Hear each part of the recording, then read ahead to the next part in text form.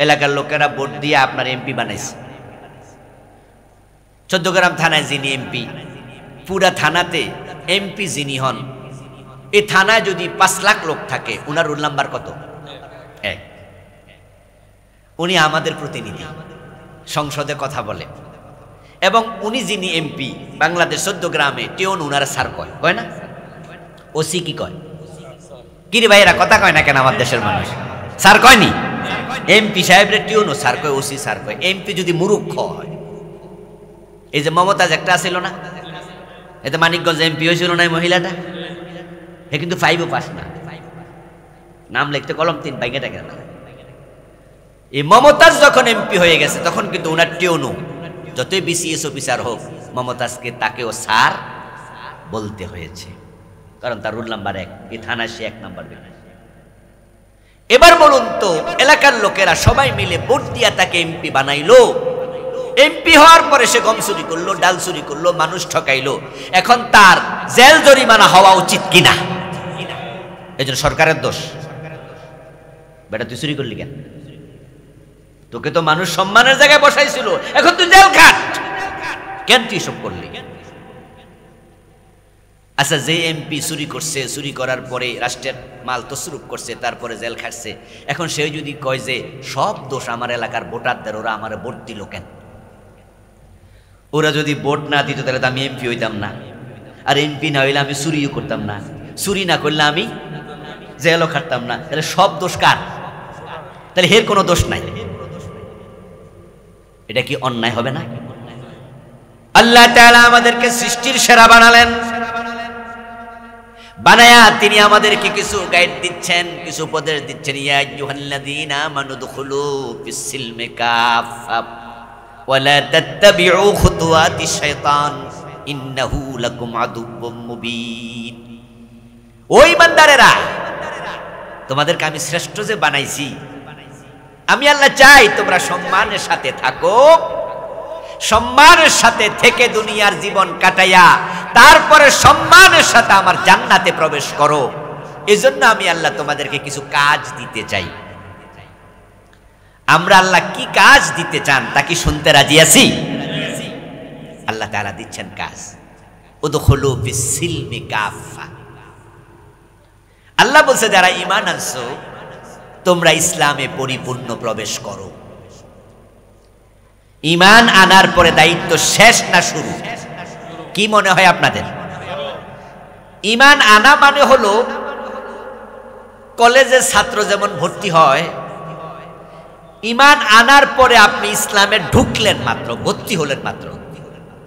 ঈমান হচ্ছে ইসলামে প্রবেশের মেইন গেট, রাজতোরণ, এটা দরজা। তো কোনো ব্যক্তি যখন পড়বে আশহাদু আল্লা ইলাহা ইল্লাল্লাহ ওয়া আশহাদু আন্না মুহাম্মাদার রাসূলুল্লাহ, লা ইলাহা ইল্লাল্লাহ মুহাম্মাদুর রাসূলুল্লাহ, সে ইসলামে ঢুকলো মাত্র। ঢোকার পরে যদি আপনি মনে করেন যে সারছে জান্নাত পেয়ে গেছি, তাহলে আপনি ভুল করলেন।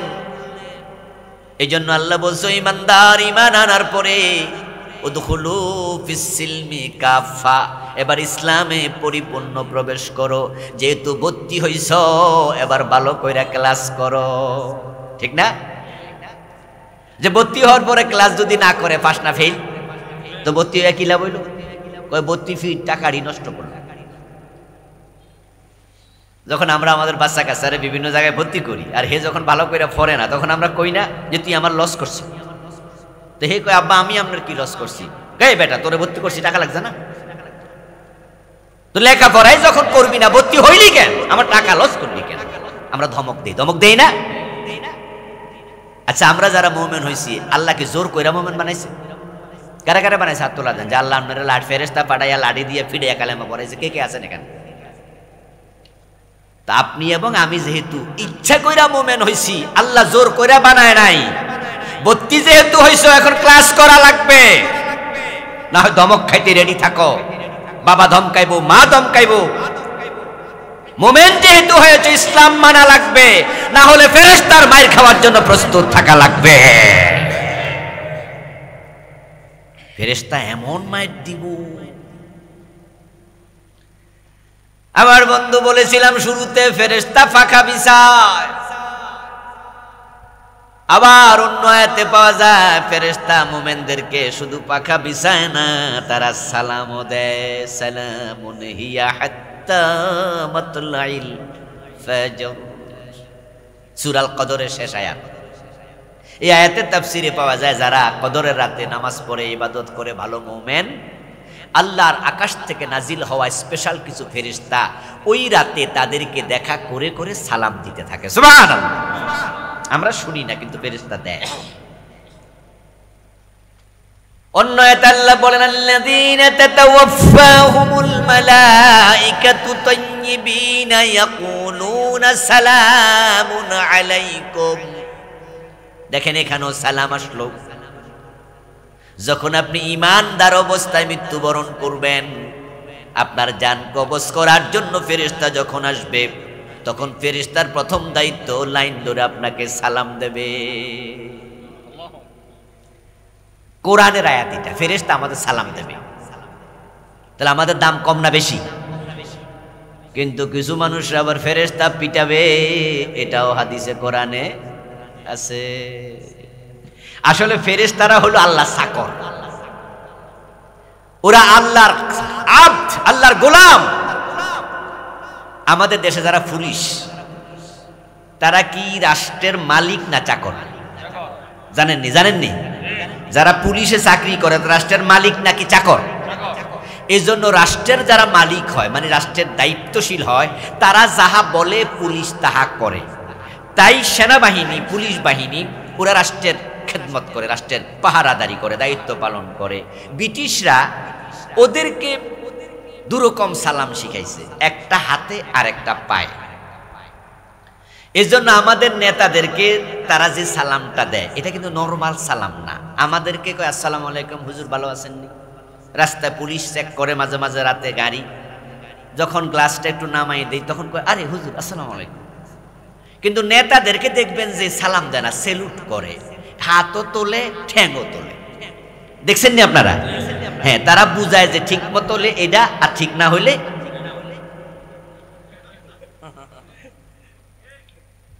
ব্রিটিশরা মনে ওদের শিখাইছে আরে দুইটা দেখাইও, এটাও দেখাইও, নিচেরটাও দেখাইও।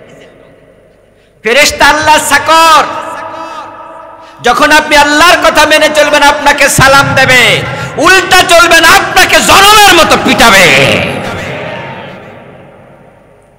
ফেরাউন যখন পানিতে ডুববা মরে, হাদিসে আসছে নবীজি সাল্লাল্লাহু আলাইহি সাল্লামের কাছে জিবরিল আমিন বলতেছিলেন, ইয়া রাসূলুল্লাহ, ফেরাউনরে যখন আমি পানির মাঝে সাপ মারছি, তাকে মাথা ধরে চেপে আমি পানির নিচে নিয়ে গেছি, তারপরে আবার ছেড়ে দিছি, পানি খাইয়া কাব্বাইয়া উঠছে, আবার দৌড়ছি, আবার সাপ মারছি, আবার দৌড়ছি, আবার ছাড়ছি। সে এক পর্যায়ে বলে ফেলছে আমানতু, আমি ঈমান আনলাম। কোরআনে আসছে লাম্মা আদরাকাহুল গারাক ক্বালা আমানতু আন্নাহু লা ইলাহা ইল্লাল্লাযী আমানাত বিহি বানু ইসরাঈল। যখন সে পানিতে ডুবন্ত, তখন সে বলে আমি আল্লাহর উপর ঈমান আনলাম, ঈমান আনলাম ওই রবের উপরে, ওই সত্তার উপরে, বনি ইসরাইল যে আল্লাহরে মানে। জিবরিল আমিন কয় আমি কিন্তু হেরে ছাড়ি না, আবার সাপ মারছি। কে সাপ মারতাছে? তো জিবরিল না আদমরে সেজদা করছে, আর ফেরাউনরে সেজদা করতেছে না, সাপ মারতাছে। হ্যাঁ বললাম না, ঠ্যাঙ্গো দেখায়, হাতও দেখায়, এটা তো চাকর। এই জন্য রাষ্ট্র যখন বলে ওরে সেলুট করো, পুলিশ সেলুট করে। রাষ্ট্র যখন বলে হ্যান্ডকাপ পরায় পিছনে পিটাও, তখন পাছা লাল করে ফেলে, ঠিক না? একই পুলিশ সালামও দেয়, মাইরও দেয়। এই যে আমাদের জয়নুল আবদিন ফারুক, বিএনপির বড় নেতা, নোয়াখালী একজন বড় নেতা, সংসদের হুইপ ছিলেন, চিফ হুইপ নাকি জানি হুইপ ছিল জয়নুল আবদিন ফারুক। উনাকে সংসদ ভবনের সামনে জামা কাপড় খুললে পিটাইছে না? ওই দৃশ্য মনে আছে আপনাদের? পিটাইছে যে নেতৃত্বে হারুন, এসপি হারুন। ওই হারুন পুরস্কার হিসাবে পরে অনেক বড় বড় চাকরি পাইছে। কয়দিন আগে আবার পলাই গেছে হাউন আঙ্কেল, মনে আছে নি? এই হাউন আঙ্কেল। আর এই হাউন আঙ্কেল বাতের হোটেল খুলছিল। হ্যাঁ, আচ্ছা, এই পোলাপান উঠছে কেন? কিরে এই গেলে আস্তে আস্তে যাইও, দুই একজন মিল্লা বুদ্ধি না থাকলে তো ঘর জামাই থাকা লাগবে। হ্যাঁ, সবাই একসাথে গেলে সুন্দর লাগবে না। পোলাপান মানুষ, ক্ষুধা লাগছে, খাইতে যাবে, যাইও এক দুজন করে করে কানে কানে যুক্তি করে যাও, তো তুই বয়ে থাক, আমি যেতেছি। হাউন আঙ্কেল গত সরকার থেকে পুরস্কৃত হয়েছে জয়নাল আবদিন ফারুককে পিটানোর কারণে। যে পুলিশ তাকে পিটাইছে, আপনারা বলুন তো আগামীতে যদি বিএনপি ক্ষমতায় আসে, এই বেটা কি মন্ত্রী হবে না? তখন পুলিশ পিটাইব না সেলুট দিব? হ্যাঁ, এটা পুলিশের কাম। সময় মতো সেলুট, সময় মতো মাইল। সূরা বাকারার 208 নম্বর আয়াতে আল্লাহ তাআলা মুমিনদেরকে আহ্বান করলেন, ইয়া আইয়ুহাল্লাযীনা আমানু, হে ঈমানদারেরা। তাহলে আমরা যারা ঈমান এনেছি, এই আহ্বানের ভিতরে আমরা শামিল আছি। আপনারা যারা নিজকে মুমিন দাবি করছেন, আল্লাহ তাআলা আপনাকে আহ্বান করছেন, ডাকছেন। আল্লাহর ডাকে সাড়া দেয়া নফল না ফরজ? আল্লাহ ডাকলে সাড়া দিতে হয়। এখন আল্লাহ ডাক দিলেন, তো সাড়াটা আমরা কিভাবে দেব? পন্থা কি? যদি আল্লাহ তাআলা সরাসরি ডাকতেন, নবী মূসা আলাইহিস সালামকে যেমন তুর পাহাড়ে ডেকেছেন, ইয়া মূসা ইন্নী আনা রাব্বুক ফাখলা আন আলাইক ইন্নাকা বিল ওয়াদিল মুকদ্দাসি তুয়া। আল্লাহ ইয়া মূসা কই ডাক দিলে, এরকম আমাদেরকে যদি ডাকতেন সরাসরি, জিবরিলের মাধ্যমে না ডেকে, তাহলে আমরা লাব্বাইক ওয়া সাদাইক ওয়াল খায়রু কুল্লুহু বিয়াদাইক, আমরা এইভাবে আল্লাহকে সাড়া দিতাম। কিন্তু এখানে যে ডাকটা আমাদেরকে দিলেন, এটা কি সরাসরি না কোরআনের মাধ্যমে? তাহলে সাড়া দেওয়ার পন্থাটাও একটু হয়তো ভিন্ন হবে। আল্লাহ তাআলা সেটাও বলেছেন, ওয়া ইযা কুরিয়াল কুরআনু ফাসতামিউ লাহু ওয়া আনসিতু।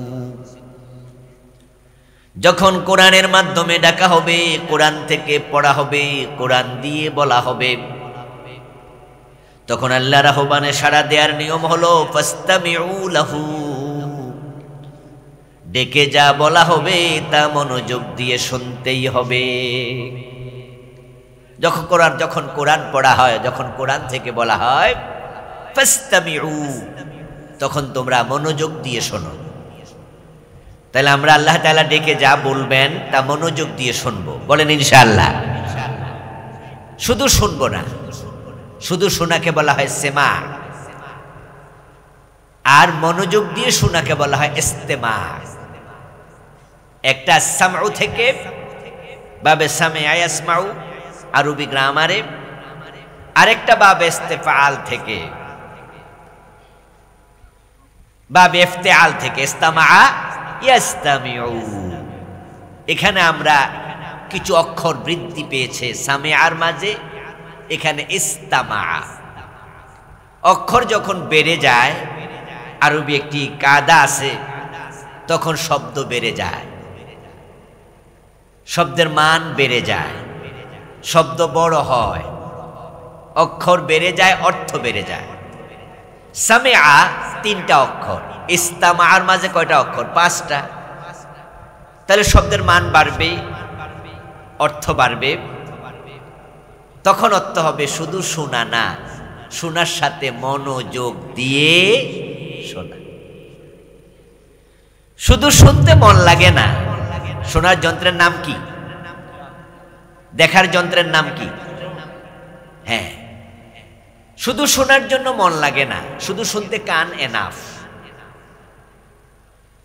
যেমন আমরা যখন হাল চাষ করি, তখন আমরা গরুকে লক্ষ্য করে কিছু শব্দ ব্যবহার করি। যদি আমরা চাই যে গরুটা এখন দাঁড়াইয়া যাক, তাহলে কি বলি? এই গ্রামের ভাইয়েরা বলেন না, শহরের লোকেরা তো এগুলো বোঝে না হয়তো, কিন্তু আপনারা তো পরিচিত নাকি? আমরা গরুরে কি বলি? আচ্ছা, গরু কি তখন দাঁড়ায় না? তাহলে বোঝা গেল শোনার মতো কান গরুরও আছে। এবার আপনি গরুকে বললেন যে গরু তুমি এখানে দাঁড়াই থাকো, আমি একটু বাড়ি যাচ্ছি, খাবার দাবার করে আসবো, কোনো নড়াচড়া করো না। এই শব্দগুলো গরু কি আর বুঝবে? তাহলে শুনেছে, কিন্তু বুঝার মতো অন্তর গরুর নাই। তা আমরা যারা মানুষ, আমরা কি শুধু শুনি নাকি বুঝিও? কথা বলেন না ভাই, আমরা কি শুনি না বুঝি? দোনোটা করি। তাহলে বোঝা গেল যে আমাদের অন্তঃকরণ গরুর মতো নয়, ছাগলের মতো নয়, মুরগির মতো নয়। এজন্য আল্লাহ তাআলা বলছেন, ইন্না ফি যালিকা লাযিকরা লিমান কানা লাহু কলব। নিশ্চয় কোরআনের মাঝে আছে উপদেশ, স্মরণ, নসিহত। লিমান কানা লাহু কলব, ওই ব্যক্তির জন্য যার অন্তর আছে। আল্লাহ তাআলা বুঝার মতো অন্তর সকল প্রাণীকে দেন নাই। আর যাদের বুঝার মতো অন্তর আছে, বুঝার মতো জ্ঞান আছে, এমন প্রাণী হলো তিনটি: মানুষ, জিন এবং ফেরেশতা। এই জন্য তিন প্রাণীকে বলা হয় জাবিউল উকুল। তারা আকলওয়ালা প্রাণী, তারা বোঝে। কিন্তু যেই অন্তর দিয়ে আমরা বুঝি, যে আকল দিয়ে আমরা ভাবি, এই গিলাটা, এই মগজটা, এটা কিন্তু মুরগিরও আছে। মুরগির গিলা আছে না? মুরগির মাথার মাঝে মগজ আছে না? কিন্তু সে কি বোঝে? আমাদের মতো বোঝে না। এই জন্য তারা জাবিউল উকুল নয়। তো কোরআন তাদের জন্য, লিমান কানা লাহু কলব, যাদের অন্তর আছে, বুঝার মতো অন্তর আছে। এবার বলুন তো, এ কোরআন থেকে কি দুনিয়ার সকল মানুষ বুঝ নেয়? আপনারা কি আমার কথা বুঝতে পারতেছেন? তাহলে জবাব দিয়েন। এই যে মানুষকে আল্লাহ বুঝ দিল, কলব দিল, দিমাগ দিল, কিন্তু সকল মানুষ কি কোরআন থেকে বুঝ নেয়? নেবে না সবাই। মনোযোগ দিয়ে এটা শুনবেও না।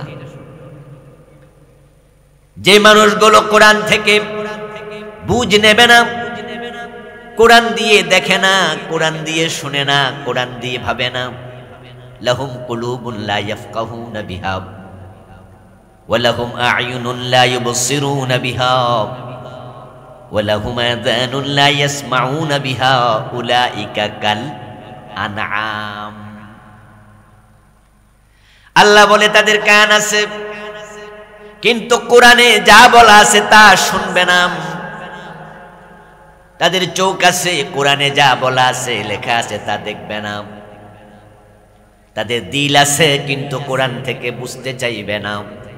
উলাইকা কাল আনআম, গুলো মানুষ হওয়ার পরও তারা পশুর মতো। কিসের মতো? পশুর মতো। বালহুম আদাল, তারা আরো খারাপ।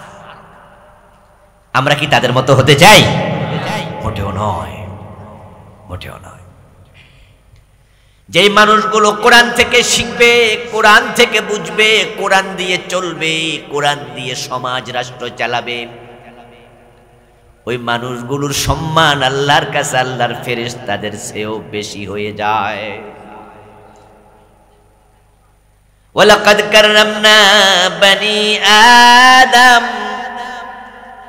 আল্লাহ তাআলা কোরআন মাজিদে বলেন, অবশ্যই আমি আদম সন্তানকে দারুণ সম্মানিত করেছি। এমন সম্মান আল্লাহ দিয়েছেন, যারা কোরআনের সাথে মিশে যাবে, কোরআন শিখতে যাবে, কোরআন শিখাতে যাবে, কোরআন বলতে যাবে, কোরআন মানতে যাবে, মানাতে যাবে, ওই মানুষগুলো যখন কোরআন শিখতে যায়, হাদিসে পাওয়া যায় ফেরেশতারা পর্যন্ত তাদের পায়ের নিচে তাদের পাখাগুলো বিছাতে থাকে। কিছু কিছু মানুষের সম্মান আল্লাহর কাছে ফেরেশতার চেয়েও বেশি। যদি আপনি কোরআন থেকে শিখেন, কোরআন থেকে বুঝেন, কোরআন মেনে চলেন, তাহলেই। আবার যারা গরু ছাগল অথবা তার চেয়ে খারাপ, তাদের ব্যাপারে আল্লাহর বক্তব্য হচ্ছে সুম্মা রাদাদনাহু আসফালা সাফিলিন। কিছু মানুষকে আল্লাহ তাআলা একবারে সকল মাখলুকের নিচে ফালাই দিয়েছে। যত মাখলুক আল্লাহর সৃষ্টি, ও সব মাখলুকের নিচে। সূরা আল বাইয়িনাতে আল্লাহ তাআলা বলছেন, উলাইকা হুম শাররুল বারিয়া।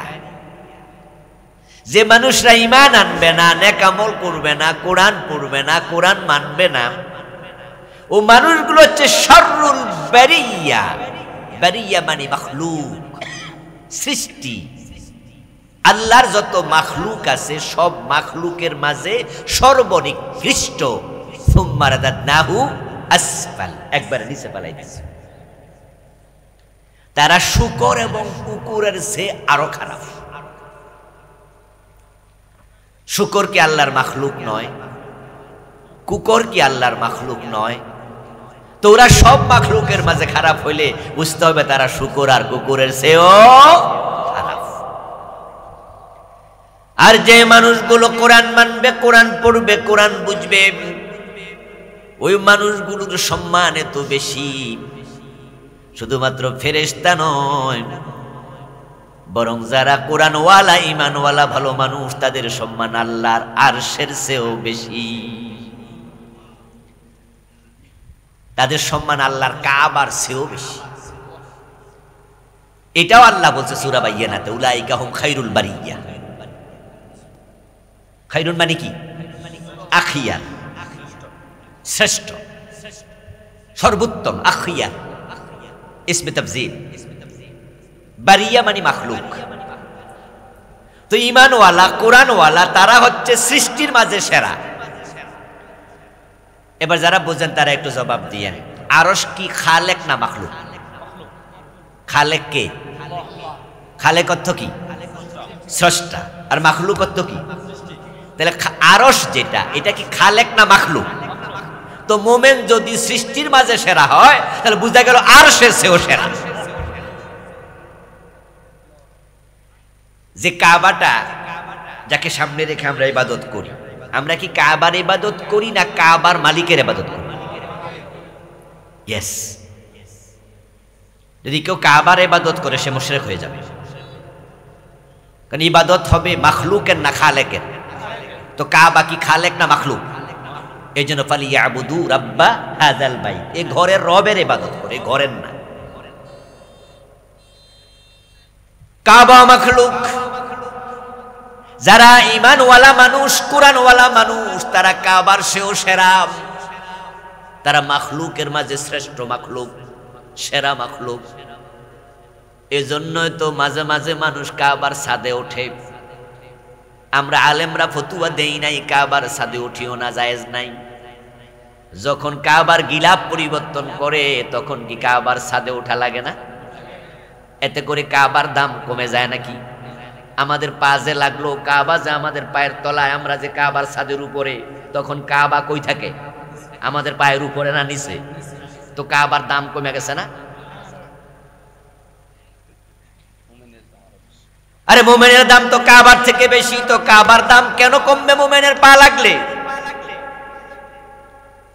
মা শুয়ে আছে, ছেলে শুয়ে আছে, যদি এর মাঝে ছেলের পা মায়ের গায়ে লাগে তাহলে আমরা মাকে ধরে একটু সালাম কালাম করি, একটু বেয়াদবি বেয়াদবি মনে হয়।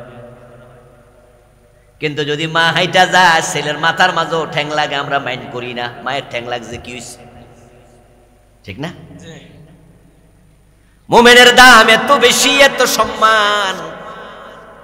এই মোমেন যতদিন থাকবে কাবা ততদিন থাকবে, এই মোমেন যতদিন থাকবে আরশ ততদিন থাকবে, এই মোমেন যতদিন থাকবে আকাশ জমিন ততদিন থাকবে।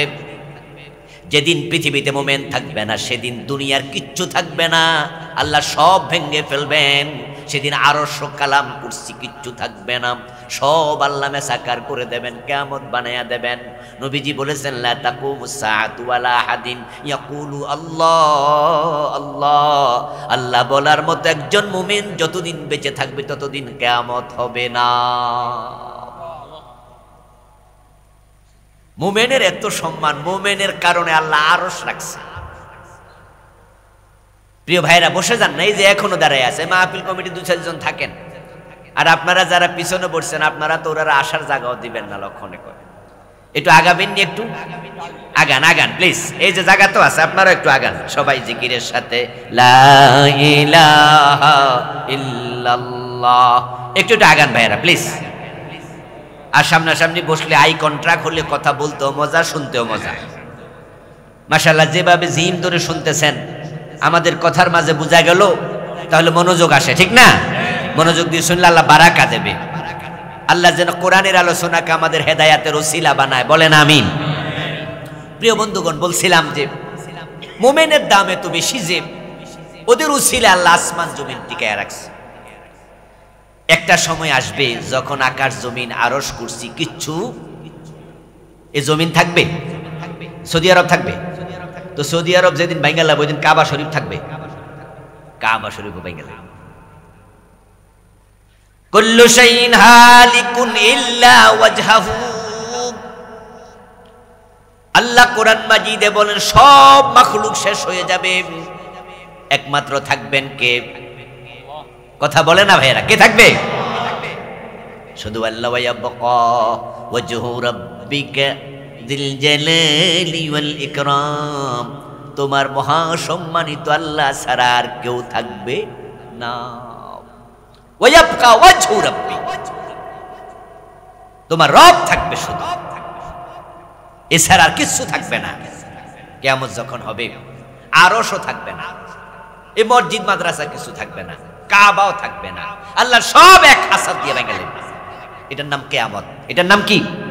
কিয়ামত। তাহলে আজকে যে আরশ আছে, আজকে যে মসজিদে হারাম আছে, এটা মুমিনদের উসিলে আল্লাহ টিকায় রাখছে। সুবহানাল্লাহ পড়েন। মুমিনের দাম পৃথিবীতে এত বেশি, এ কোরআনওয়ালার দাম। মান আরাফা নাফসাহু ফাকাদ আরাফা রাব্বাহ। এখানে আমরা যারা আছি আমরা তো মুমিন, আমাদের দাম যেহেতু বেশি, হয়তো আমরা অনেকে এটা জানি না। এই জন্য ইংরেজি একটি বড় মোটো আছে যেটা সক্রেটিস তার দেশের মানুষকে শিখিয়েছিল, নো দাই সেলফ, নিজেকে জানো। মানে আরাফা নাফসাহু ফাকাদ আরাফা রাব্বাহু। যে ব্যক্তি নিজেকে চিনে সে আল্লাহকেও চিনবে। মুমিনদের এই সম্মান আমাদের অর্জিত সম্মান না, এ সম্মান দিয়েছেন কে? উলাইকা হুম খায়রুল বারিয়া। এই ঘোষণা আমরা না, এটা আমাদের নয়, এই ঘোষণা কার? আল্লাহ বলছে মুমিনরা সৃষ্টির মাঝে সেরা। এবার বলুন তো, যে সেরা হয় তার দায়িত্ব কম হয় না বেশি হয়? ইয়েস। এইখানে এবার একটু ঝামেলা হইবে। এতক্ষণ কিন্তু খুশি হয়েছেন অবশ্যই না, যে মাশাআল্লাহ আমি কেডারে, মুই কে হনুরে, হামসনে মান ডাঙ্গরে নিস্ত, আমার সে বড় কেডা, তাহলে আমি সৃষ্টির মাঝে সেরা। কিন্তু একটু ঝামেলা আছে, সেটা হচ্ছে দায়িত্ব যদি ঠিকঠাক মতো পালন না করেন, সুম্মা রাদাদনাহু আসফাল, এমন ধাক্কা মারবে একবার নিচে ফেলে। Check and balance, check and balance. আপনি যখন দ্রুত গতি সম্পন্ন কোনো বাহনে উঠবেন তখন সতর্ক বেশি থাকবেন, না হয় সিটকে পড়লে বিপদ বেশি। সাইকেলের গতি কি প্রাইভেট কারের মতো? সাইকেল অ্যাক্সিডেন্ট করলে মানুষ মরছে কয়জন, আর প্রাইভেট কার অ্যাক্সিডেন্ট করলে বাঁচছে কয়জন? গতি যখন বেড়ে যাবে সাবধান বেশি হবেন। প্রাইভেট কার অ্যাক্সিডেন্ট করলেও মাঝে মাঝে মানুষ বাঁচে, কিন্তু বিমান অ্যাক্সিডেন্ট করলে কয়জন বাঁচে? 100 জনের মাঝে 90 জনই শেষ, বা আরো বেশি, সব জল্লা পুরা চাই। যে জিনিসের দাম বাড়বে তখন তার সতর্কতা বাড়া লাগবে। এই জন্য নর্মালি বিমান 1 ইঞ্জিনে হয় না, বিমানে 4টা ইঞ্জিন থাকে।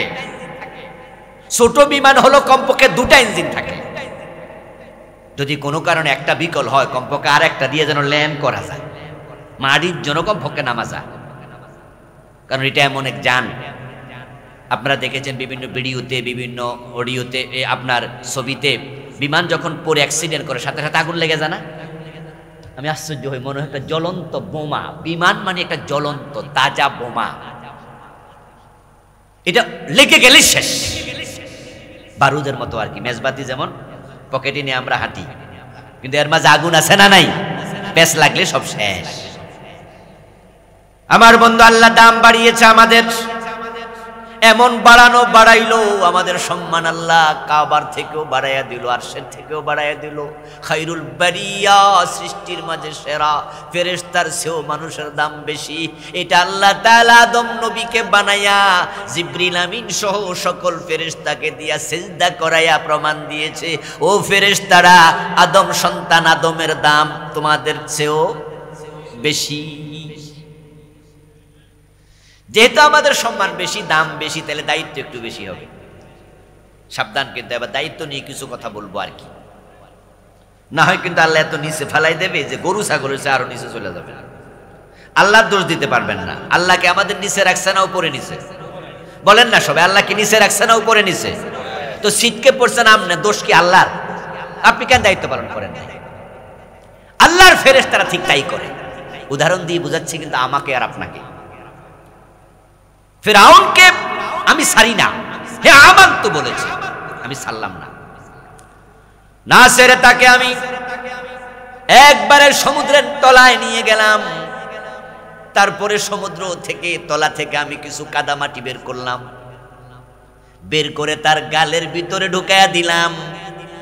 জিবরিল আমিন রাসূলকে বলতেছে, হে আল্লাহর নবী, শোনেন আমার কাহিনী। আমি তার গালের ভিতরে একবারে কিছু কাদা মাটি এজন্যই ঢুকাইছি, কারণ সে যদি আবার কালেমা পড়ে ফেলে আল্লাহ তাকে ক্ষমা করে দিতেও পারে। তার মতো জালেম যেন কালেমার পড়তে না পারে, তাই কাদা মাটি ঢুকাইয়া দিছি। আমার তো আমি ইমান এনেছি, কিন্তু লা ইলাহা ইল্লাল্লাহ এটা বলতে পারে নাই, এই সুযোগ দেই নাই আমি। কোরআনে আছে, ওয়ালাউ তারা ইয ইয়াতাওয়াফাল্লাযীনা কাফারুল মালাঈকাতু ইয়াদরিবুনা উজুহাহুম ওয়া আদবারাহুম ওয়া যুকু আযাবাল হারিক। ও প্রিয় নবী, যে মানুষগুলো না ফরমান, বেঈমান, জালেম, কোরআনের কাছে আসে না, কোরআন মানে না, পড়ে না, জানে না, জানতে চায়ও না, তাদের মৃত্যুর সময় আমি ফেরেশতা পাঠাই, ফেরেশতাকে বলে দেই জাহান্নাম থেকে আগুন দিয়ে বানানো চাবুক নিয়ে তার কাছে যাও। যদি আপনি দেখতেন, ওয়ালাউ তারা, যদি আপনি দেখতেন ফেরেশতা যে কি পিটানিটা পিটায়, ইয়াদরিবুনা উজুহাহুম, চেহারার মাঝে পিটায়। কোথায় পিটায়? আল্লাহ বলতেছে কোরআনের আয়াত, আমরা দেখি না কত কাফের মরে, আমরা দেখি যে বেটা শুয়ে আছে, কিন্তু ফেরেশতা পিটাচ্ছে। আমাদের চোখের সকল দেখা কি ঠিক? কিন্তু আল্লাহর কোন কথায় কি ভুল আছে? আল্লাহর প্রতিটা কথাই ঠিক। পিটাচ্ছে, আপনি দেখছেন না। ও আদবারাহুম, পিঠে পিটাচ্ছে, চেহারার মাঝে পিটায়, পিঠের মাঝে পিটায়। কারণ এই মানুষগুলো তারা ইসলাম গ্রহণ করে নাই, ঈমান আনে নাই, তারা ইসলামের উপরে চলে নাই। তাহলে যে আল্লাহ আমাদেরকে সম্মানিত করলেন, সে আল্লাহ বলছে ইসলামে পরিপূর্ণ প্রবেশ করো। এরপরে আবার কি বলছে জানেন? ওয়ালা তাত্তাবিউ খুতুওয়াতিশ শায়তান, শয়তানের পদাঙ্ক অনুসরণ করো না। আরেক আয়াতে বলছেন, ইত্তাকুল্লাহ হাক্কা তুকাতিহি ওয়ালা তামুতুন্না ইল্লা ওয়া আনতুম মুসলিমুন। ঈমান আনলে শুধু শেষ না, মুসলমান না হয়ে মৃত্যুবরণ করিও না। ইসলামে পরিপূর্ণ প্রবেশ করো। তো আলহামদুলিল্লাহ, আমরা যারা আজকে এই খেয়াশের মাহফিলে আছি, আমরা সবাই ইসলামেই আছি। কিন্তু আমরা সবাই কি ইসলামে পরিপূর্ণ আছি, না কিছু ঝামেলাও আছে? সুদে টাকা লাগাইছেন এমন দুই একজনকে আজকের মাহফিলে নাই।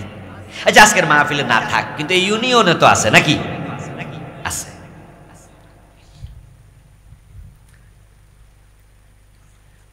দেখেন, সুদে টাকা লাগাই রাখছেন, তাহলে আপনি ইসলামে পুরা ঢুকলে কি সুদ খাইতেন? আচ্ছা, ঘোষ খায় এমন লোক দু চারজন কি মুসলমানদের মাঝে নাই? আমাদের 14 গ্রাম থানাতে নাই? নামাজ পড়ে আবার ঘোষ খায়, সে ইসলামে কি পুরা ঢুকছে না অর্ধেক? আচ্ছা, এখনো বউয়ের মহরানা দেন নাই এমন স্বামী কি আজকের মাহফিলে নাই? স্বামী না আসামি? স্ত্রীর মহরানা দেয়াটা নফল না ফরজ? মা মরেছে 10 বছর, বাপ মরছে 10 বছর, দুইজনের হক এখন স্পষ্ট। সন্তানরা কে কি পাবে? রেজাল্ট কি আছে? লিযাকারি মিসলু হাযযিল উনসায়াইন, আল্লাহর বিধান স্পষ্ট। ছেলে পাবে দ্বিগুণ, মেয়ে পাবে অর্ধেক, 1 গুণ। অথচ বাপ মা মরে গেল, 10 বছর হলো, এখনো বোনের হকটা দেন নাই।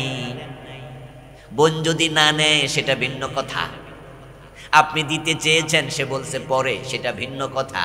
কিন্তু বোন চায় তারপরও দেয় না, জোর করে বোনের হক খায়, এমন জালেম কিছু ভাই এই জমিনে আছে না নাই? সে ইসলামে পুরা ঢুকছে। এজন্য আল্লাহ তাআলা মুমিনদেরকে ডেকে বলে উদখুলু ফিস সিলমি কাফা, ইসলামে অর্ধেক ঢুকো না, পুরা ঢুকো। কেউ কেউ বলতে পারেন তাহলে হুজুর অর্ধেক তো ঢুকছি, না না বাকি অর্ধেক না হয় না ঢুকছি আর কি। এবার কি হবে? এবার আল্লাহর বক্তব্য হচ্ছে, যারা আল্লাহর কোরআনকে 2 ভাগে ভাগ করে, কিছু মানে কিছু মানে না। যে ভাই ঘুষ খায় আবার নামাজ পড়ে, যদি সে ইসলাম না মানতো, কোরআন না মানতো, তাহলে কি নামাজ পড়তো? নামাজ দিয়ে প্রমাণ করছে সে কোরআনের কিছু মানে, আর ঘুষ খায়া প্রমাণ করছে কোরআনের কিছু অংশ সে মানে না। যে ভাই বোনের হক নষ্ট করছো, তুমি আবার মাথায় টুপি দিয়েছো, মুখে দাড়ি রেখেছো, তুমি মুখে দাড়ি আর মাথার টুপি দিয়ে প্রমাণ করছো তুমি ইসলাম কিছু মানো, কিন্তু বোনের হক খায়া প্রমাণ করছো বাকি অংশ মানো না। আল্লাহ বলছে যারা ইসলাম কিছু মানে কিছু মানে না, তারা মুমিন না। কি মুসিবত করছে! ইয়াকুলুনা নুমিনু বিবাদ ওয়া নাকফুরু বিবাদিন ইউরিদুনা ইয়াত্তাখিযু বাইনা যালিকা সাবিলা উলাইকা হুমুল কাফিরুনা হাক্কা। খুব কঠিন আয়াত। আল্লাহ বলে দুনিয়ার কিছু মানুষ খুব চালাক, তারা ইসলাম মানি না এটা কিন্তু বলবে না, বলবে না না মানি মানি। তো সব মানেন? সব কি আর পারি? কি চালাক! আচ্ছা সব পারো না, এর মানে আল্লাহ তোমার জোর করছে ইসলাম মানো, কিন্তু তোমার সামর্থ্য নাই, তাহলে আল্লাহ জুলুম করে, ঠিক না? কিরে ভাই জবাব দিচ্ছেন না কেন? আল্লাহ জুলুম করে, তো আপনি না বলছেন পারি না, তো আল্লাহ যে ছাপাই দিল, এটা জুলুম হয়ে গেল না? আসলে পারেন না না মানেন না? আসল কথা কইতে হইব তো, পারেন না না মানেন না? লা ইউকাল্লিফুল্লাহু নাফসান ইল্লা বুসআহা। আল্লাহ কোরআনে বলে তোমার সামর্থ্য নাই, এমন কোন দায়িত্ব আমি আল্লাহ কাউকে দেই না। তোমার সামর্থ্য আছে। যত লোক দুনিয়ায় মালে ভেজাল দিচ্ছে, ওজনে কম দিচ্ছে, ব্যবসা 2 নাম্বারই করছে, তারা যদি সিদ্ধান্ত নেয়, যেমন এখানে যে আছেন আপনি মালে ভেজাল দেন, আজকে সিদ্ধান্ত নিলেন আমি আজ থেকে আর মালে ভেজাল দেব না, এটা কি অসম্ভব? তো পারি না বললো কেনা? যারা গোশ খাচ্ছেন, যদি আপনি সিদ্ধান্ত নেন আজ থেকে আমি কম খাবো, প্রয়োজন উপাস থাকবো, 3 বেলায় না হইলে 1 বেলা খাবো, গোশ খাবো না, অসম্ভব? সম্ভব। এই জন্য দোস্ত আল্লাহ বলে কিছু মানুষ থাকবে ইয়াকুলুনা নুমিনু বিবাদিন, তারা বলবে অংশ মানি কিছু মানি, ওয়া নাকফুরু বিবাদিন আর কিছু পারি না, ইউরিদুনা ইয়াত্তাখিযু বাইনা যালিকা সাবিলা, তারা ইসলাম এবং কুফরির মাঝখানে রাস্তা খোঁজে, অথচ ইসলাম আর কুফরির মাঝখানে কোনো রাস্তা নাই। লাকুম দীনুকুম ওয়ালিয়া দীন, তোমার ধর্ম তোমার, আমার ধর্ম আমার, মানলে পুরা মানো, কিন্তু আংশিক মানবা। উলাইকা হুমুল কাফিরুনা হাক্কা, যারা মোটেও মানে না তারা যেমন কাফের, যারা কিছু মানে কিছু মানে না, বুঝা শুইনা বাদ দে, তারাও মুমিন না। খুব জটিল ফতোয়া। আরে কায়েত আল্লাহ বলছেন ফাতুমিনুনা বিবাদিল কিতাবি ওয়া তাকফুরুনা বিবাদ, তোমরা কি কোরআনের কিছু মানবা কিছু মানবা না? এরপর এবার বলছে ফামা জাযাউ মান ইয়াফআলু যালিকা মিনকুম ইল্লা খিজিয়ুন ফিল হায়াতিদ দুনিয়া, কিছু মানবা কিছু মানবা না, দুনিয়ায় লাঞ্ছিত করে দেব। ওয়ায়ুরাদ্দুনা ইয়াউমাল কিয়ামাতি ইলা আশাদ্দিল আযাব, আর মরার পরে ধাক্কাইয়া জাহান্নামে ফেলে দেব। অর্ধেক মানছ কোনো লাভ নাই, মানলে পুরা মানো, না মানলে আউট হও। সুবিধাবাদ জিন্দাবাদে মোমেন হওয়া যায় না। ফজরের নামাজের ফরজ কয় রাকাত? বলেন না কয় রাকাত? আচ্ছা, এক রাকাত সূরা ইয়াসিন দিয়ে পড়ছেন 20 মিনিট লাগাইয়া, আর এক রাকাত না পড়া সালাম ফিরিয়া বাড়ি গেছেন, সওয়াব পাবেন অর্ধেক, ঠিক না? কি 50%, 40, 33 নাকি বাদ? তো অর্ধেক যে পড়লেন, আল্লাহ অর্ধেক নেয় না, আল্লাহ অর্ধেক নেয় না। ইসলামের আমাজের যে বুঝ আর ইসলামের প্রকৃত বুঝ, এটা অনেকটাই বাংলাদেশে মিলে না। এজন্য এই দেশের লোকেরা নামাজ পড়ে 5 ওয়াক্ত, কপালে কালো দাগ আছে, দিব্যি সুদে টাকা লাগাই রাখছে, এই দুটো একসাথে চালাইতেছে।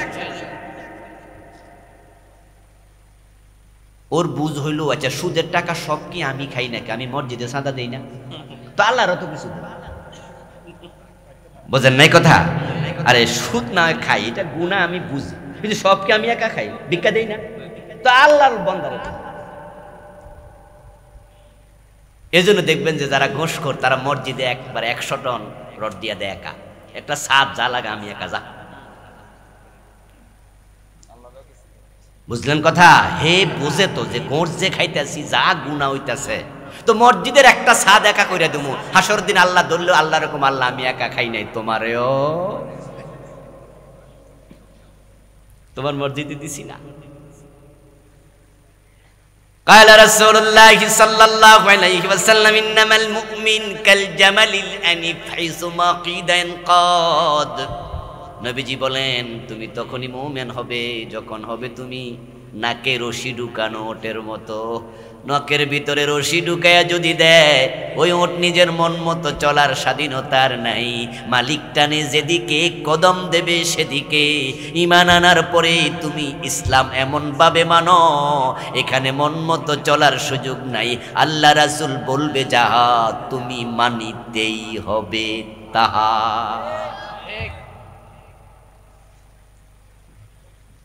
This is Islam. This is the concept of Islam. এটা হচ্ছে ইসলামের কনসেপ্ট। ইসলাম শব্দের মূল অর্থ কি জানেন? আত্মসমর্পণ করা। ইসলাম অর্থ শান্তি, কিন্তু এটা মূল অর্থ না। তার মৌলিক অর্থটা হচ্ছে আত্মসমর্পণ। আচ্ছা, আত্ম মানে কি? নিজ। আর সমর্পণ মানে কি? সঁপে দেয়া। তাহলে আপনার বলতে আর কিছু নাই, আপনার নিজকে আপনি সঁপে দেবেন, তখন মুসলিম হবেন। এবার বলুন তো, আমরা আমাদেরকে সঁপে দিতে চাই কার কাছে? আমাদের সারান্ডারটা কার কাছে? যখন আপনি আত্মসমর্পণ করবেন, কমপ্লিটলি সারান্ডার করবেন, তখন আপনি মুসলিম হবেন। আচ্ছা, নিজেকে সারান্ডার করার পরে মন মতো চলা যাবে? আর সুযোগই তো নাই। তবে হ্যাঁ, আমার ওয়াজ একটু শক্ত হয়েছে, এটা আমি জানি, আমি একটু নরম করে দেব। হাদিসে কিছু নরম কথাও আছে। সেটা হচ্ছে, যখনই আমি বুঝবো এটাই করা উচিত ছিল, এটাই ইসলামের আদেশ, কিন্তু আমি পারি নাই, তখন আমরা তাওবা করব। তখন আমরা কি করব? তখন আমরা গাদ্দারি করব না। আমার বন্ধু, আমরা মানুষ, আমাদের কিছু ভুল চুক হয়ে যাবে, আমরা সব জায়গায় পারবো না, পেরে উঠবো না, কারণ আমাদের পিছনে শয়তান আছে না নাই? শয়তান রে বানাইছে কে? আমাদের উপরে তার পাওয়ার দিছে কে? সে কি আমাদের রক্তে রক্তে চলে না? সে কি নাকের ভিতরে সে রাতের বেলায় বসে থাকে না? সে কি আমাদের কলবের পাশে গাপনি মেরে থাকে না? ওর সাথে আমাদের দেখা হয়েছে সরাসরি কয়বার? আমরা তাকে দেখি না, কিন্তু সে কি আমাদের দেখে? তাহলে এই পাওয়ার তাকে কে দিল?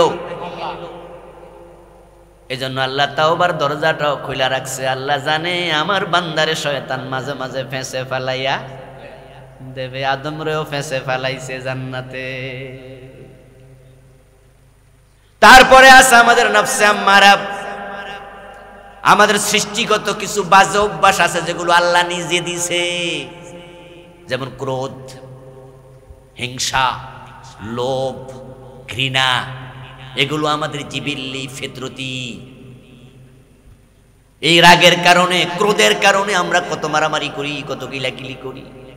এবং বাংলাদেশে যত তালাক নামক অপরাধ ঘটতেছে সমাজে, তালাকের নামে যে অন্যায় অনাচার করতেছে নারীদের উপরে, এই তালাকগুলোর শতকরা ৯৯টা শুধু রাগের কারণে হয়। তালাক আবগাদুল মুবাহাত, সর্বনিকৃষ্ট হারাম, হালাল। একটু পরে গেলে তালাক নাজায়েজ হয়ে যেত। তালাক আল্লাহ পছন্দ করে না, কিন্তু এই অপছন্দনীয় কাজটা শুধু রাগের কারণে হচ্ছে। এবার বলুন তো, রাগ কি বাজার থেকে কিনে আনে মানুষ, না ভিতরে আছে? এটা দিছে কে? হ্যাঁ, 3 মাসের বাচ্চা, 4 মাসের বাচ্চা, ক্ষুধা লাগছে, খাটে শুইয়া হেক ও করে কান্দে। প্রথমে মারে মিস কল দেয়, হের মা কাজ করতেছে, আর বাচ্চা ক্ষুধা লাগছে, নড়াচড়া কইরা ও আ কইরা মিস কল দিতে আছে। দেখে যে মা আসে না, তখন ডাইরেক্ট কল মারে, এবার জোরে কান্দে। একটু পরে যখন আসে না, তখন এমন কান্দা কান্দে, মা দৌড় মাইরে আইসা এবার কোলে লয়, বুকের সাথে মুখ লাগায়, দেখবেন যে দুধ খায় না, এমনি সোজা হয়ে থাকে। এরকম চিত্রকে দেখছেন কোনোদিন? আচ্ছা, 3 মাসের বাচ্চা তুই বুঝলো কেমনি এরকম রাগ করন লাগলো? এই রে ফাইলো।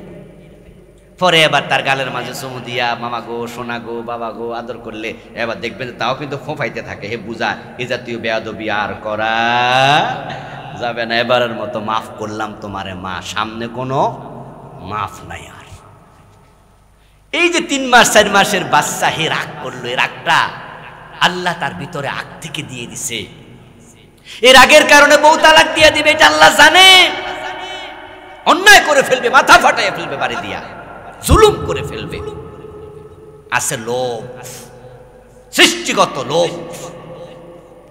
500 টাকার নোট ছোট্ট বাচ্চার হাতে দেন, বয়স মাত্র 6 মাস, দেখবেন যে 500 টাকার নোটটা ঠিকই হাত দিয়ে ধরবো, এটা কাগজ দিয়ে ফালাই দিন। এই কাগজ চিনে আর নোটও চিনে, আল্লাহ জানে কেমনে। এই লোভ যে মানুষের জন্ম থেকে মরা পর্যন্ত, বয়স আপনার 130 বছর, লড়তে চড়তে পারেন না, এত বুড়া। আপনারা যদি কেউ গিয়ে বলে দাদা আপনার কাছে আমি আসছি, আমার দোয়া করেন, 50,000 টাকা একটা বান্ডিল দিতে চাই, দেখবেন যে মুস্কি হাসি দিয়ে কেউ বোঝে।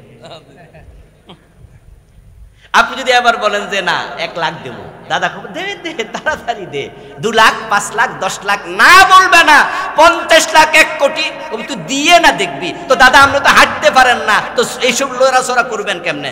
না তীরে খবর দেব, কামলা রাখবো, তুই দিয়া দেখ। এই লোভকে আমরা বাজার থেকে কিনে আনি। এই লোভে হারাম খাওয়াবে, ঘোষ খাওয়াবে, সুদ খাওয়াবে। লোভের কারণে ওজনে কম দেবেন, মালে বেজাল দেবেন, আল্লাহ এগুলো জানে। ইসলাম ক্ষমতায় আসুক, এই কথা যদি আমরা বলি, তাহলে বাংলাদেশের সব মুসলমান কয় হ্যাঁ হুজুর ইসলামই দরকার। কিন্তু আবার কিছু লোক ইসলামওয়ালাদেরকে ফাঁসি দিয়া দেয়, মারে, দৌড়াইয়া দেয়। কারণ কি? কারণ তাদের ক্ষমতার লোভে পাইছে। তারাও বোঝে যে আব্দুল্লাহ মোহাম্মদ তাহের ভাই ভালো মানুষ, 5 বছর এমপি ছিল, কোনো ঘোষ টোষ খায় নাই, দুর্নীতি করে নাই। তো পরের বার তাহলে উনারে ক্ষমতা দেন, তাইলে আমি কার খালু? ক্ষমতা কি আমার দরকার নাই? আরে ভাই, আপনি কি উনার মতো সৎ থাকতে পারবেন? না, সেটার গ্যারান্টি নেই। তো তাহলে উনাকে ক্ষমতা দেন, না আমার ক্ষমতা দরকার নাই। লোভ, এই লোভ আপনাকে গুনাহ করাবে, আপনাকে ঘোষ খাওয়াবে, হারাম খাওয়াবে। ক্রোধ আপনাকে অনেক খারাপ কাজে নেবে। ইন্নান নাফসা লাআম্মারাতুম বিসসু, নফসে আম্মারা খারাপ কাজে উত্তেজিত করবে। আল্লাহ এগুলো জানে। বান্দা পরাজিত হয়ে যাবে। কোন সুন্দরী মেয়ে রাস্তা দিয়ে হেঁটে যায়, ওই সুন্দরী মেয়ের চুল সুন্দর, চোখ সুন্দর, ঠোঁট সুন্দর, লিপস্টিক দিয়েছে, তার চেহারা সুন্দর। এবার বলুন তো, তার দিকে তাকালে কি আমাদের ভিতরে একটু ভালো লাগে না? আকর্ষণ লাগে না? অথচ আপনার বয়স যখন 3 বছর ছিল, আপনাকে কোনো সুন্দরী কোলে নিয়েছে, তখন কি আকর্ষণ ফিল হয়েছে?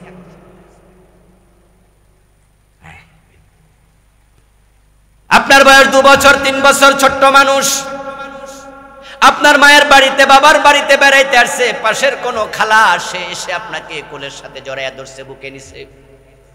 যুবতী সুন্দরী মেয়ে আপনাকে বুকে নিল, আপনার কোনো ফিলিংস নাই। কিন্তু সে আপনার বয়স যখন 14 বছর, তখন কোলে নেওয়া লাগে না, তাকে দেখলে ফিলিংস তৈরি হয়। তাহলে এই যে একটা প্রবণতা, এটা কি বাজার থেকে কিনছেন না ভিতরেই আছে? এই জন্য আল্লাহ জানে কারণে পর্দা লঙ্ঘন করবে। আমার বান্দা এগুলো করে জাহান্নামী হয়ে যাক, আমি আল্লাহ চাই না।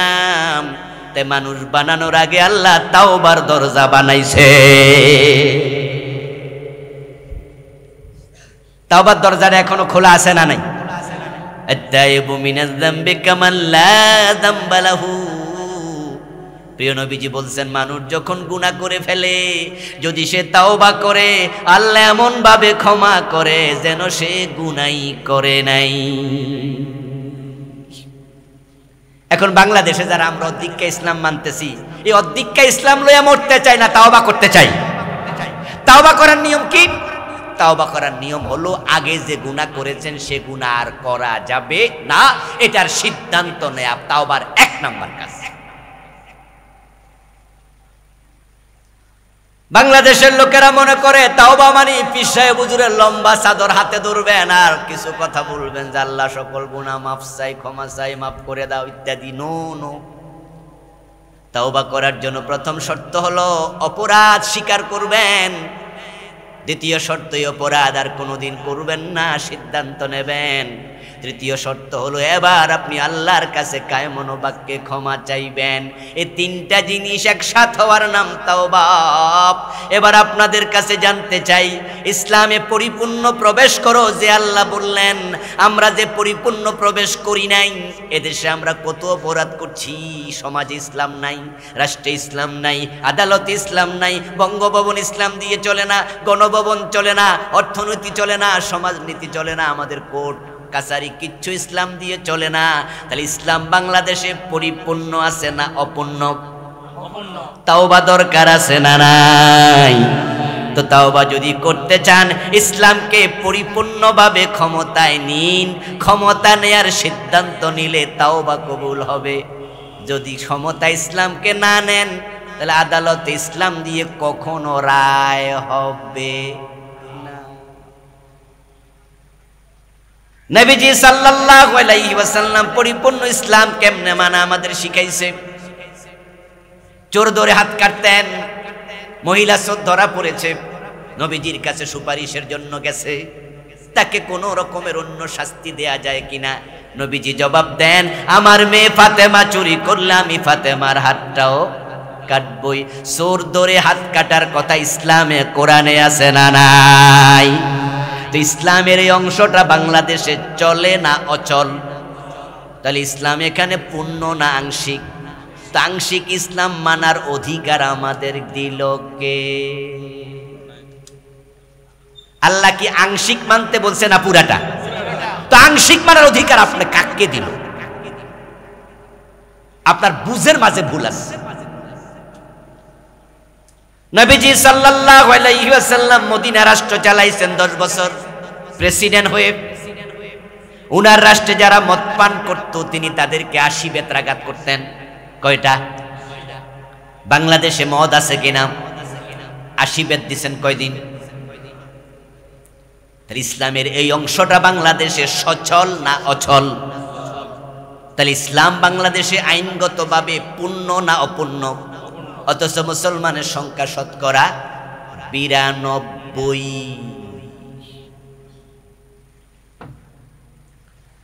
আল্লাহর সামনে অর্ধেক ইসলাম নিয়ে যাওয়া যাবে না, আল্লাহর কাছে পুরা ইসলাম নিয়ে হাজির হওয়া লাগবে। তখনই মুসলিম হবে যখন আপনি বলবেন, আমি জীবনের বটম থেকে টপ, রান্নাঘর থেকে সংসদ ভবন, সব জায়গায় ইসলাম মানব। মুসলিম আছে যেখানে, ইসলাম থাকবে সেখানে। প্রথম কাজ ব্যক্তি জীবন সংশোধন, দ্বিতীয় কাজ পারিবারিক জীবন সংশোধন, তৃতীয় কাজ রাষ্ট্রীয় জীবন সংশোধন। এখন ব্যক্তির দিকে 1 নম্বরে তাকাবেন, কুয়াংফুসাকুম, এরপর ওয়াহালিকুম নারা।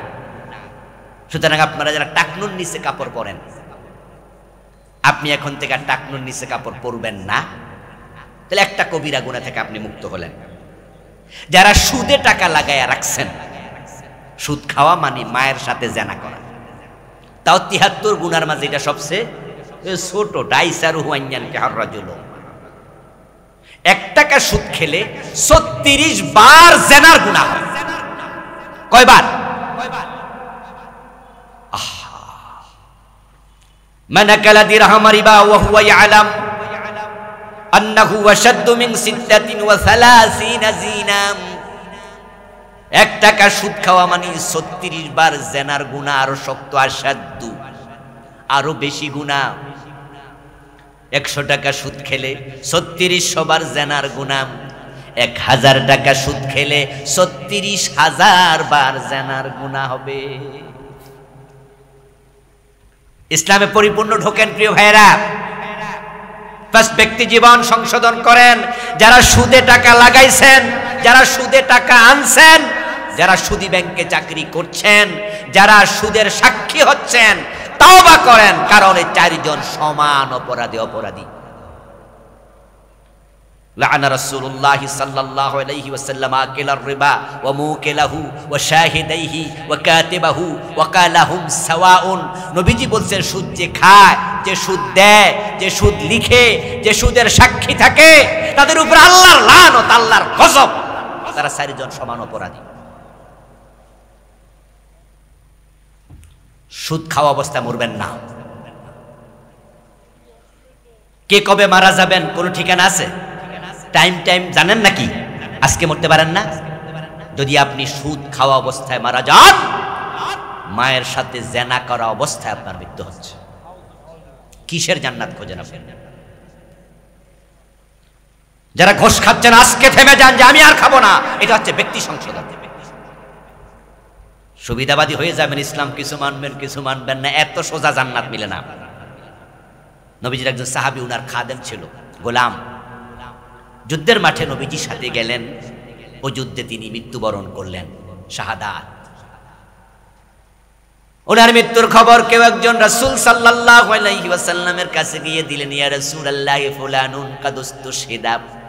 ক্বালা কাল্লা قد دخل رأيته في النار بعباءة قد غلها। ইয়া রাসূলুল্লাহ, আপনার অমুক খাদেম আজকের যুদ্ধে শহীদ হয়ে গেছে। ফুলানুন কাদ উস্তুশহিদা, খবর দিল অমুক শহীদ হয়ে গেছে। নবীজি জবাব দেন, কাল্লা, অসম্ভব। قد رأيته في النار, আমি তাকে জাহান্নামে দেখে এসেছি। মেরাজের রাতে রাসূল জান্নাত জাহান্নাম পরিদর্শন করেন নাই? রাসূলকে আমি তাকে জাহান্নামে দেখে এসেছি।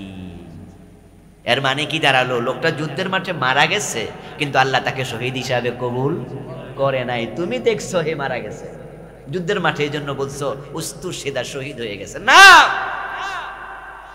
এবার প্রশ্ন হতে পারে, কারণটা কি? কারণটা কি? নবীজি এবার কারণ বলছে, বিআবাআতিন কাদ গাল্লাহা। কারণ হচ্ছে অমুক যুদ্ধের গনিমতের মাল থেকে সে একটা চাদর চুরি করেছিল, তাওবা করে নাই। ওই একটা চাদর চুরি করার অপরাধে আল্লাহ শাহাদাতি কবুল করে না। হযরত আদম, হযরত হাওয়া আলাইহিস সালাম জান্নাতে আল্লাহর কয়টা আদেশ লঙ্ঘন করছিল? বলেন না ভাইয়েরা, কয়টা? জান্নাতে আল্লাহ রাখছে না পাঠিয়ে দিছে? কাপড় চোপড় সাথে দিছে না খুলে লাইছে? আমরা গুনাহ করি কয়টা? তো কিসের জান্নাতের আশা করছি? কনসেপ্ট ঠিক করেন। জান্নাতে যাওয়া কঠিন কিছু না, সহজ। জান্নাতের রাস্তা একবারে সহজ। একটা, নবীজি হাতে কাঠি নিলেন, মাটির মাঝে অনেকগুলো আঁকা আঁকি করলেন, দাগ দিলেন।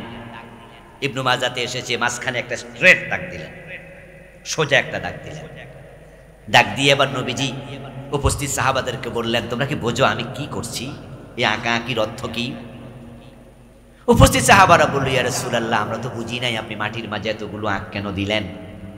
নবীজি সাল্লাল্লাহু আলাইহি সাল্লাম জবাব দেন, এই আঁকা বাঁকা যতগুলো দেখো সব জাহান্নামে যাওয়ার রাস্তা, আর মাঝখানে সোজা একটা আঁক দিয়েছি, এটা আল্লাহর জান্নাতের রাস্তা। আপনাদের কাছে জানতে চাই, জান্নাতের রাস্তা কয়টা? আঁকা বাঁকা না সোজা? তো জান্নাতে যাওয়া কঠিন হবে কেন? কিন্তু ঝামেলা তো করছি আমরা না হারাম খাই, আমরা না জুলুম করি, আমরা না মানুষ ঠকাই।